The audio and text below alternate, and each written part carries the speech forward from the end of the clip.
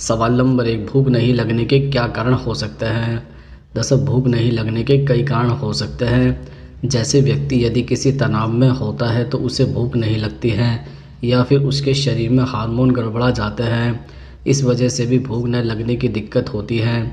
इसके अतिरिक्त यदि कोई पुरानी बीमारी होती है तो उसका भी उसके खाने पर असर पड़ता है। इसके अलावा बैक्टीरिया या वायरस भूख न लगने के सबसे बड़े कारणों में से एक है। यदि बैक्टीरियल इन्फेक्शन की वजह से आपको कम भूख लगती है तो संक्रमण का इलाज होने के बाद आप अपनी भूख में बहुत अंतर देख सकते हैं। किसी बीमारी के लिए नियमित रूप से किसी दवा का सेवन करना भी भूख में कमी की वजह बन सकता है, यानी कि कुछ दवाएं आपकी भूख को प्रभावित करती हैं। सवाल नंबर 2, भूख नहीं लगने पर तुरंत क्या करना चाहिए। दरअसल एक बार में पूरा खाना खा लेने के बजाय थोड़ी थोड़ी देर में खाना खाने की कोशिश करें। इसे 3 समय के लिए बांट दें, इससे पाचन भी अच्छा होता है। वजन बढ़ाने वाले भोजन लेने के बजाय ऐसा आहार लें जिसमें पोषक तत्व अधिक हो, इससे स्वास्थ्य बेहतर होगा। जंक फूड बिल्कुल न लें, यह स्वास्थ्य के लिए ठीक नहीं होता है। कहते हैं कि सबके साथ मिलकर खाना खाने से भूख अधिक लगती है और इससे खाना अधिक खाते हैं। अकेले बैठकर खाना खाने से भूख कम लगती है। सुबह नाश्ता जरूर लेना चाहिए, इसमें प्रोटीन युक्त आहार शामिल करें। सुबह उठकर दिन भर के लिए ऊर्जा की ज़रूरत होती है। रात में हल्का फुल्का भोजन लेना चाहिए क्योंकि इसके बाद सोने का समय हो जाता है। ज़्यादा पानी पीने से शरीर की गंदगी बाहर निकल जाती है और पेट साफ रहता है, जिसके कारण ठीक तरह से भूख लगती है। पानी त्वचा की सुंदरता बढ़ाने में भी कारगर है। एक दिन में कम से कम 5 से 6 लीटर पानी जरूर पीना चाहिए। सवाल नंबर 3, खाना हजम नहीं होने पर क्या करना चाहिए। दरअसल खाना हजम नहीं होने पर आप कई चीज़ों का सेवन कर सकते हैं। जैसे सौंफ के सेवन से पाचन क्रिया दुरुस्त होती है। इसमें कई ऐसे पोषक तत्व मौजूद होते हैं जो न केवल पेट के निचले हिस्से के दर्द को दूर करते हैं बल्कि पाचन क्रिया को मजबूत करते हैं। ऐसे में आप सौंफ के पानी का सेवन भी कर सकते हैं। आंवला पेट की समस्या को दूर करने में उपयोगी है।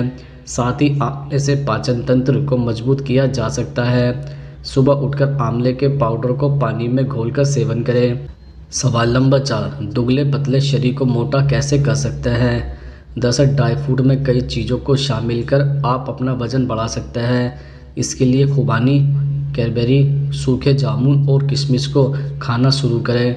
आलू में कार्बोहाइड्रेट्स और कॉम्प्लेक्स शुगर होता है जो वज़न बढ़ाने में काफ़ी सहायक होता है।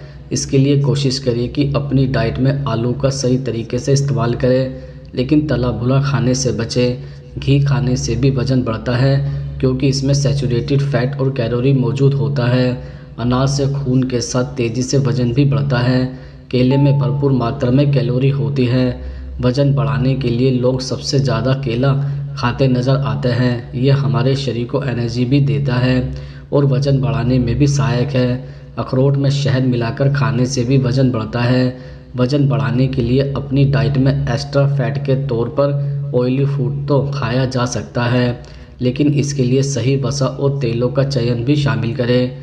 जैतून के तेल में मोनो अनसैचुरेटेड फैट होता है, इसके साथ ही यह हेल्थ के लिए भी अच्छा होता है। सवाल नंबर 5, पेट में खाना सड़ने पर क्या हो सकता है। दरअसल खाना खाने के बाद हमारे पेट में 2 क्रिया होती है। पहली क्रिया को डाइजेशन कहा जाता है जिससे खाना पचता है, और दूसरी परफर्मेंटेशन की क्रिया जिसका मतलब है पेट में खाने का सड़ना। ऐसा माना जाता है कि बीमारी की जड़ पेट से जुड़ी होती है। स्वस्थ रहने के लिए पाचन का सही होना जरूरी है। पाचन बिगड़ने से बीमारियां शुरू होती है। जब खाना पचता नहीं है तो यह सड़ने लगता है। जिस व्यक्ति का पाचन जितना अच्छा रहता है उसका स्वास्थ्य उतना ही अच्छा रहता है। पाचन क्रिया बिगड़ने से शरीर अस्वस्थ और दिमाग सुस्त हो जाता है, जिसका असर हमारी कार्यक्षमता पर भी पड़ता है। इसके पीछे प्रमुख वजह है ज़्यादा खाना, अनियमित खान पान, देर तक जागना जैसी कई चीज़ें पाचन क्रिया को प्रभावित करती है। इससे शरीर में थकान, सुस्ती, चेहरे की चमक घटने लगती है, मोशन में दिक्कत व कब्ज की समस्या शुरू हो जाती है, जो बाद में फिशर पाइल्स की समस्या होने लगती है। इसके अलावा इससे यूरिन एसिड, कोलेस्ट्रॉल और हार्ट अटैक से लेकर कई गंभीर बीमारियों की आशंका भी बढ़ जाती है। सवाल नंबर 6, कौन सी खाने की चीज़ें आसानी से पच जाती हैं। दरअसल हरी पत्तेदार सब्जियां, हरी पत्ते वाली सब्जियों में आयरन भरपूर मात्रा में होता है। इस वजह से बढ़ते बच्चों और गर्भवती महिलाओं को इसका सेवन खासतौर पर करना चाहिए। यह सब्जियां आसानी से पच जाती हैं और इन्हें खाने से पेट भी साफ रहता है। दलिया फाइबर, खनिज और विटामिन से भरपूर होता है।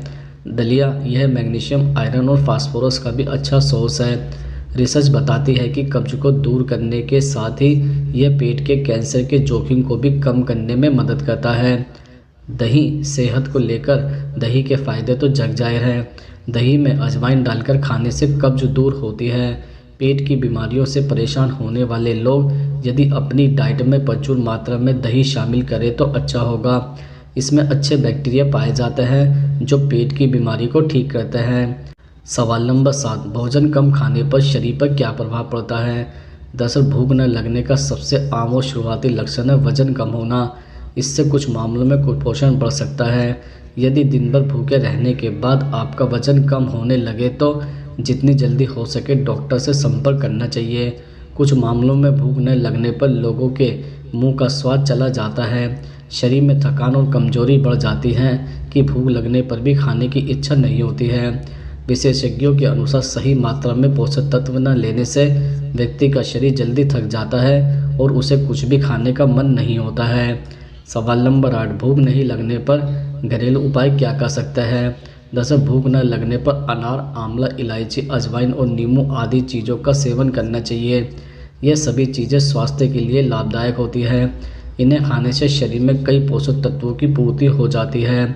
इसके अतिरिक्त व्यायाम करना भी बेहद ज़रूरी है। इससे भी भूख नहीं लगने की समस्या ठीक हो जाती है। एक्सरसाइज में एरोबिक एक्सरसाइज करनी चाहिए, इससे भूख जल्दी लगती है।